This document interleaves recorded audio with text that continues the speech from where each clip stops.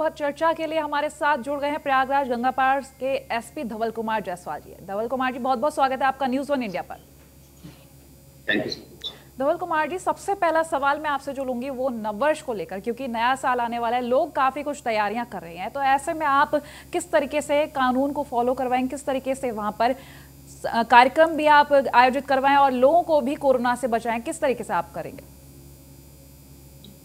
देखिए, सबसे पहले तो ये है कि नव वर्ष के दौरान कई कार्यक्रम होते हैं जिनमें लोगों की संख्या काफी ज्यादा होती है, तो उसमें कोरोना की जो भी गाइडलाइंस हैं उनको फॉलो करना एक चुनौतीपूर्ण कार्य रहता है। तो पुलिस ने इसकी पूरी तैयारी की हुई है। कोरोना की जो टास्क फोर्स बनी हुई है, कोरोना के जो गाइडलाइंस हैं उसका पूरा पालन कराया जाएगा। इसके अलावा ट्रैफिक की जो पुलिसिंग है, जो उसको अच्छे से अनुपालन कराया जाएगा, जिससे कोई व्यक्ति ओवर स्पीडिंग ना करे, रैश ड्राइविंग ना करे, क्योंकि उसमें एक्सीडेंट की काफी समस्याएं सामने आती हैं। तो कुल मिला के पुलिस की तैयारी पूरी है। क्विक रिस्पांस टीम बनाई गई है, पेट्रोलिंग व्हीकल्स चल रहे हैं जो नए साल पर पूरी तरीके से मुस्तैदी के साथ एक सुरक्षित वातावरण में नए वर्ष का स्वागत करने के लिए तैयार है।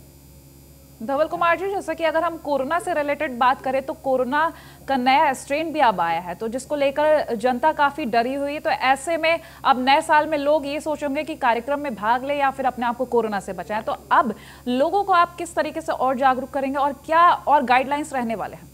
आपको ये बता दें कि हम प्रयागराज के गंगापार के एसपी धवल कुमार जी से बात कर रहे हैं। यहाँ पर जिस तरीके से अगर कोरोना को लेकर बात करें तो नए स्ट्रेन को लेकर यूपी में सरकार काफी ज्यादा सख्त हो गई है और अब नए साल को लेकर यहाँ पर काफी सख्ती देखी जाएगी। कानून व्यवस्था भी यहाँ पर सख्त करने की ओर है यहाँ पर प्रशासन। वहीं अगर हम लोगों की बात करें तो लोग हर्ष उल्लास के साथ नया साल मनाने की जरूर सोच रहे हैं, लेकिन उसके साथ ही उन्हें कोरोना गाइडलाइंस का भी पालन करना होगा और आगे चलकर अपने आप को कोरोना से अगर बचाना है तो जिस तरीके से सोशल डिस्टेंसिंग का पालन करना होगा, मास्क पहनना होगा, साथ ही साथ सैनिटाइजर का भी उपयोग करना होगा। लगातार हम कोरोना जैसी महामारी से जूझ रहे हैं, इससे बचाव के लिए हमें काफी सारी ऐसी गाइडलाइंस हैं जिनका पालन करना होगा। एक बार फिर से हमारे साथ धवल कुमार जी जुड़ गए हैं। धवल कुमार जी, आपसे मैं सवाल ले रही थी कि कानून व्यवस्था पर किस तरीके से आप ध्यान रखेंगे अगर नए साल में लोग हर्षोल्लास के साथ आगे कार्यक्रम में शामिल होने जाते हैं, तो कानून व्यवस्था किस तरीके से बनाई जाएगी?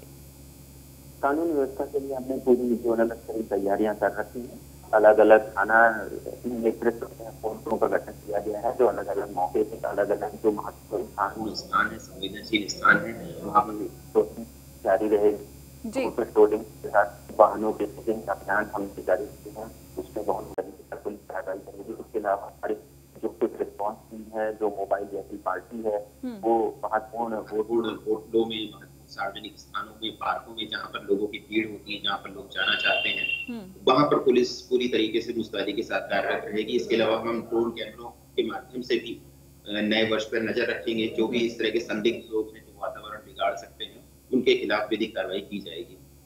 धवल जी, अक्सर देखा जाता है लोग किसी कार्यक्रम में जब शामिल होने जाते हैं तो वो भूल जाते हैं कि वो वक्त क्या है, क्योंकि कोरोना काल चल रहा है। ऐसे में यूपी सरकार काफी ज्यादा सख्ती में, अब जो नया स्ट्रेन पाया गया है उसको लेकर योगी सरकार काफी सख्त है और ऐसे में 100 से ज्यादा एक कार्यक्रम में शामिल होने की अनुमति नहीं है और साथ ही साथ कार्यक्रम में भी डीसीपी की अनुमति लेनी होगी। तो आप किस तरीके से आगे प्लानिंग कर रहे हैं कि वो लोग 100 से ज्यादा ना हो और वो लोग इन कोरोना गाइडलाइंस का पालन भी करें? बिल्कुल, निश्चित रूप से ये जो कोरोना का नया स्ट्रेन पाया गया है ये काफी खतरनाक है। उसको देखते हुए हम लोगों ने सुरक्षा मानकों के पालन में पूरी तरीके से मुस्तैदी बरतेंगे। इस संदर्भ में जो भी कार्यक्रम के आयोजक हैं उनसे पहले बात कर ली जाती है और उनसे कहा जाता है कि जो भी कोरोना गाइडलाइन के मानक है उनका पूरा अनुपालन करें। इसके अलावा पुलिस की जो कोरोना सेल है और प्रयागराज में कोरोना टास्क फोर्स का गठन किया गया है, वो इस तरह के कार्यक्रमों में नजर रखती है। हमारी एलआईयू की टीम नजर रखती है कि जिससे सुरक्षा के जो मानक हैं उनसे कोई समझौता नहीं, क्योंकि सबसे पहले स्वास्थ्य है, मनुष्य की जिंदगी है, उसके बाद कार्यक्रम। चलिए, बहुत शुक्रिया हमारे साथ जुड़ने के लिए धवल कुमार जी। जिस तरीके से अगर हम बात कर रहे हैं धवल जी, लगातार हम बात कर रहे हैं आपसे कोरोना को लेकर कार्यक्रमों को कैसे आयोजित किया जाएगा, लेकिन अब हम आपसे ये सवाल करेंगे कि अक्सर आम जनता को शिकायत होती है कि वो जब भी अपनी कंप्लेंट दर्ज कराने जाते हैं और उन्हें काफ़ी ज़्यादा परेशानियों का सामना करना पड़ता है, क्योंकि थाने में जाने से पहले उनसे रिश्वत भी मांगी जाती है। तो अब उन जनताओं की इस तरीके की समस्याएं सुलझी या फिर किस तरीके से उनको सुलझाया जा रहा है?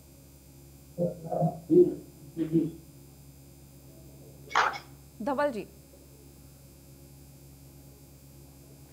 मेरी आवाज मिल पा रही है आपको?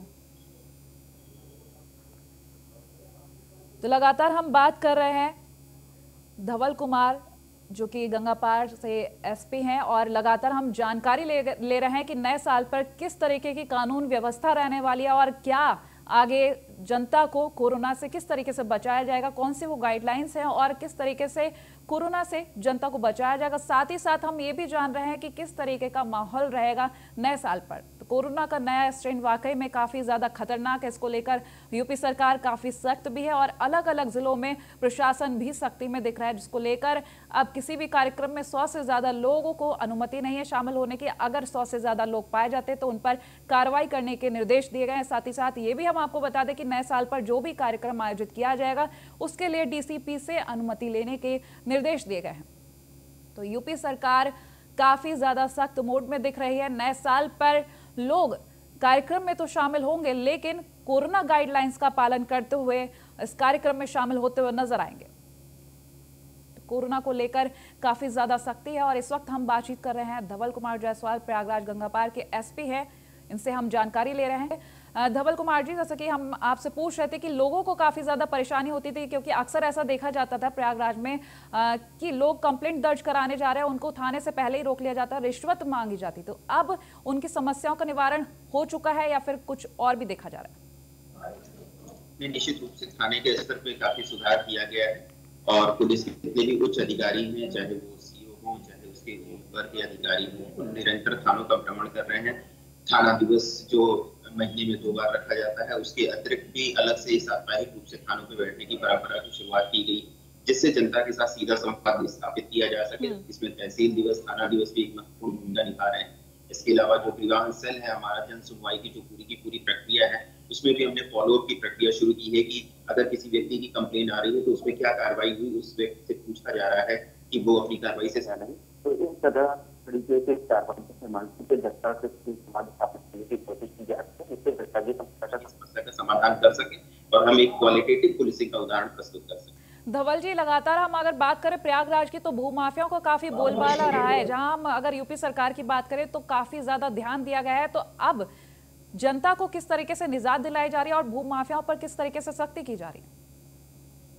निश्चित रूप से जो भी भूमाफिया रहे हैं प्रयागराज में, आपने पिछले 2-3 महीनों में देखा होगा कि कई यहाँ पर पीडीए की कार्रवाइयां कर रही हैं। जो भी उनकी अवैध संपत्ति है, मकान है, इमारतें हैं या जो उनके गोदाम है, बिल्डिंग्स है, उनको ध्वस्तीकरण किया जा रहा है। जो भी अवैध संपत्ति है उनके जब्तीकरण की जा रही है। 14 की कार्रवाइयां निरंतर रूप से की जा रही है। तो इस तरीके से भूमाफियों पे एक बड़ी चोट की गई है। इसके अलावा उनके ऊपर जो कानूनी कार्रवाई है, जो गुंडा और गैंगस्टर की जो भी कार्रवाइयां हैं वो भी निरंतर चल रही है, जिससे एक स्वच्छ समाज का निर्माण हो रहा है।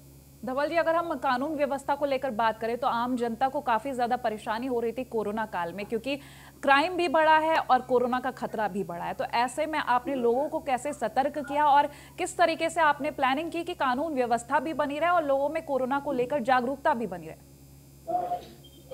इसमें 2 तरफा कार्रवाई करने की जरूरत है। एक तरफ हमने जनता से सीधा संवाद स्थापित किया, अलग अलग लेवल पे, थाना स्तर पे, सीओ के स्तर पे, एडिशनल एसपी के स्तर पे लोगों की मीटिंग की, व्यापारियों की मीटिंग की, तमाम प्रतिष्ठानों की मीटिंग की, समाज सेवी संस्थाओं को आगे लाया गया, जिससे लोगों को कोरोना के खतरे से जागरूक किया जा सके और जो सुरक्षा के मानक है उनका पालन करवाया जा सके।